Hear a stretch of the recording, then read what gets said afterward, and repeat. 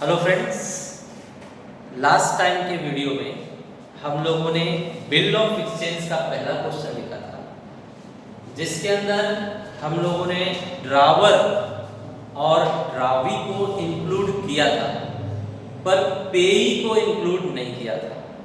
आज के वीडियो में हम लोग देखेंगे कि अगर क्वेश्चन में पेई भी हो तो क्या बदलाव होते हैं फॉर्मेट में। तो पहले पुराने क्वेश्चन का सॉल्यूशन एक बार वापस से रिवाइज कर लिया जाए। पुराना क्वेश्चन मतलब उसमें पेई नहीं था। यहां पर देखेंगे ड्रावर ड्रावी हर क्वेश्चन में होता है। Date of bill, date of acceptance, amount of bill हर क्वेश्चन में होता है। बट ये पेई जो है ना, ये ऑप्शनल होता है। किसी क्वेश्चन में पेई देते हैं और किसी क्वेश्चन में पेई नहीं देते। तो लास्ट वीडियो में ये सॉल्यूशन हम लोगों ने देखा था, जहां पर पेई नहीं दिया हुआ था। तो हम लोगों ने मैसेज में क्या लिखा था? 4 months after date pay to मी, मतलब मुझे ही पे करना, कोई तीसरी पार्टी नहीं है। मुझे पे करना मतलब साईं परब को पे करना। और माय ऑर्डर, या फिर मैं जिसे कहूं, मतलब साईं परब जिसे कहें उसे पे करना। The sum of ₹12,000 only for the value received, payment उस सामान के लिए करना है जो राज शर्मा पहले से ही रिसीव कर चुके हैं। ओके स्टूडेंट्स, तो शॉर्ट में एक बार वापस से मैं बता दूं, इस सॉल्यूशन के अंदर पेई नहीं था, तो ऐसे सेंटेंस मैसेज लिखा गया। ये आप लोगों को बिल्कुल मेमोराइज होना चाहिए। एक भी वर्ड कम या ज्यादा नहीं होना चाहिए। बिना देखे आप बोल सकते हैं क्या? 4 months after date pay to me और my order the sum of ₹12,000 only for the value received. That's correct. 4 months after date, pay to me or my order the sum of ₹12,000 only for the value received. Okay students, चलिए कुछ नया देखते हैं। नया means what? आज हम इस question में पेई को भी इंक्लूड करेंगे। पेई, ये जो है ये क्वेश्चन है। क्वेश्चन में आपको ये सारे एलिमेंट्स दिए रहेंगे। लास्ट टाइम भी बताया मैंने, खुद के दिमाग से कोई नेम नहीं लिखना है, कोई अमाउंट नहीं लिखना है, कोई डेट नहीं लिखना है। सारी चीजें क्वेश्चन में दी होती हैं, वहीं से उठाकर उन्हें करेक्ट प्लेस पर ऑक्युपाई करना होता है। तो चलिए अब देखते हैं इस क्वेश्चन का सॉल्यूशन। ड्रावर, अगेन ड्रावर अपनी जगह पर रहेगा। ये हमेशा ड्रावर के लिए ही प्लेस है। Drawer's name. Student tell me, drawer क्या करता है? गुड्स सेल करता है या फिर सप्लाई करता है? ठीक है, इसे पैसे चाहिए होते हैं बाद में, इसलिए साइन करवा के लेता है जिसने भी सामान खरीदा है। तो इस क्वेश्चन में सामान खरीदा किसने है? राज शर्मा ने। इसे क्या बताया गया था? ड्रॉई, ड्रॉई या फिर बायर।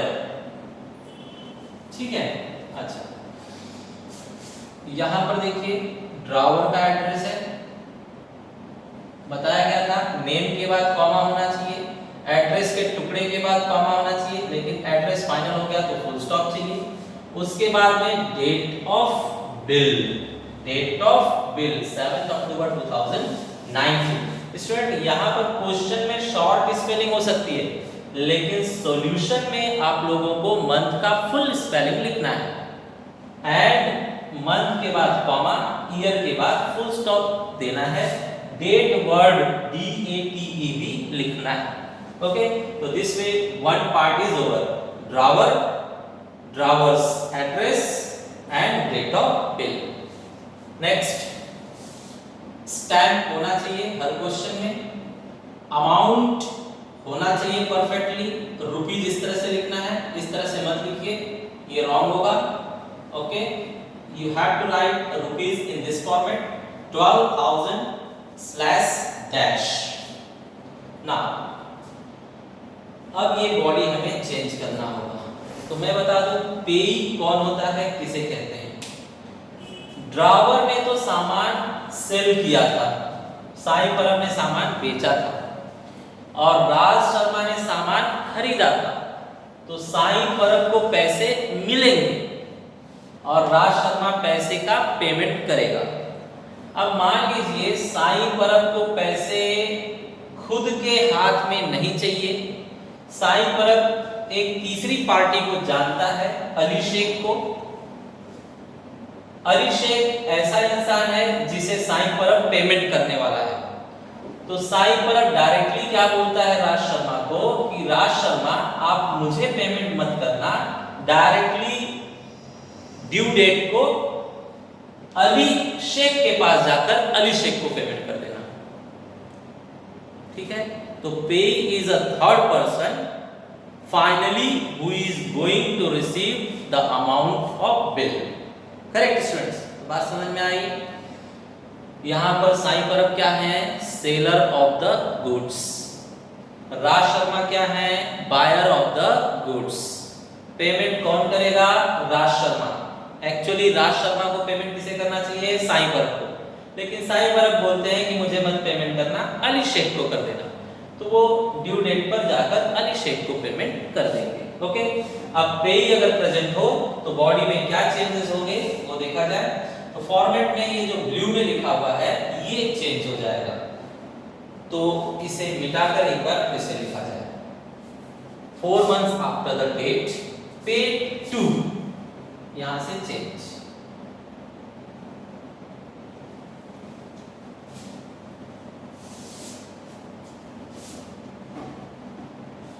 स्टूडेंट्स, इस वीडियो के साथ मैंने 2 इमेज भी आप लोगों को सेंड किया है, एक विदाउट पे वाला क्वेश्चन और एक विद पे वाला question.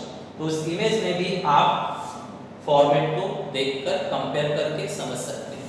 Okay, now 4 months after the date paid to, अब यहाँ पे का नाम आना है, पेड टू मतलब किसे पेमेंट किया जाए, तो साईं परब का कहेंगे कि अली शेख को पे कर देगा। तो 4 months after date paid to Ali Sheikh.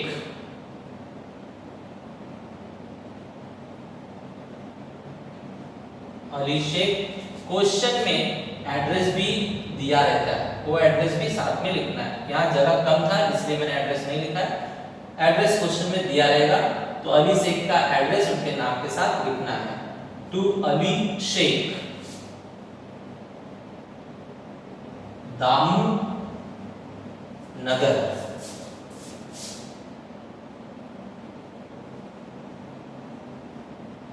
Kandivali east, Mumbai,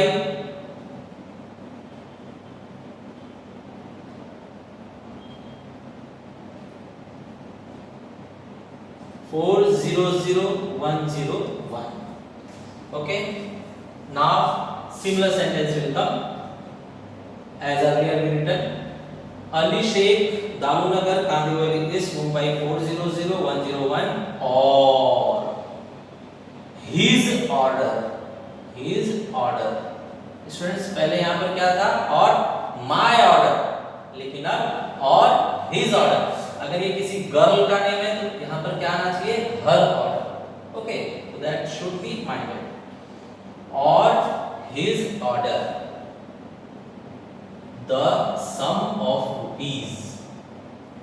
The sum of rupees में बताया था मैंने, are capital, 12,000 only. R capital, T capital, T capital only for the value received, for the value received. Done. Okay, तो स्टूडेंट मेन चेंजेस कहां पर हुए मैं underline कर देता हूं आप लोगों के लिए।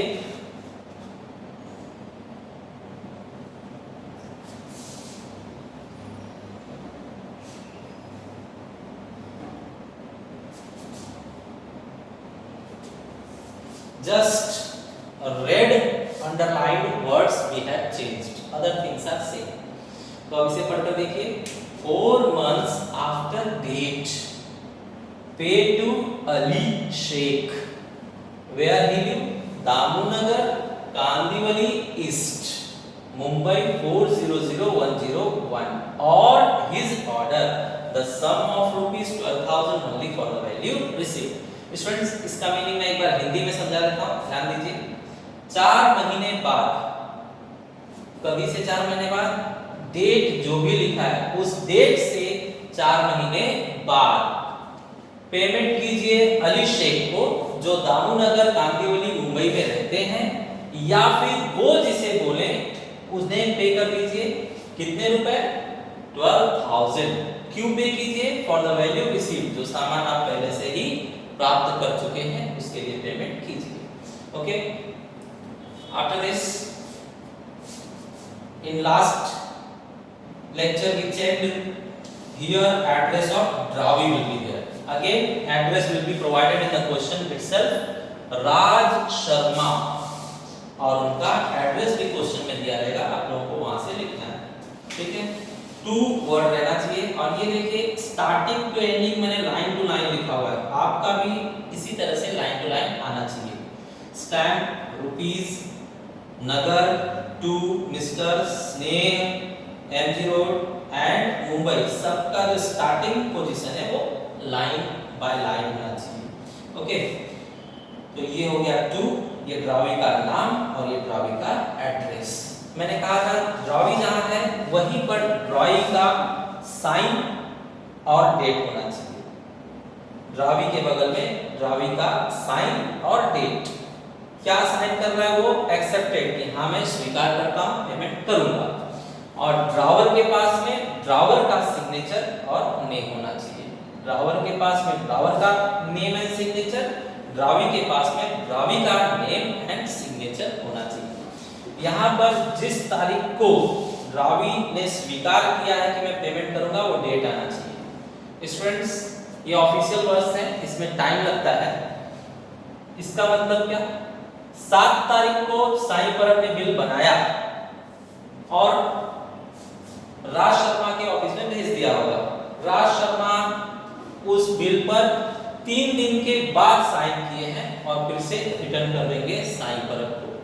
ठीक है, अच्छा लास्ट टाइम भी मैंने बताया था, इस बार भी जरा देख लेते हैं। अगर आपको कोई पूछे कि लास्ट टू लास्ट इस बिल का पेमेंट कितनी तारीख को किया जा सकता है, तो देखिए 7 अक्टूबर को बिल बनाया गया था, 4 महीने का मोहलत है हमारे पास, 4 महीने का समय है।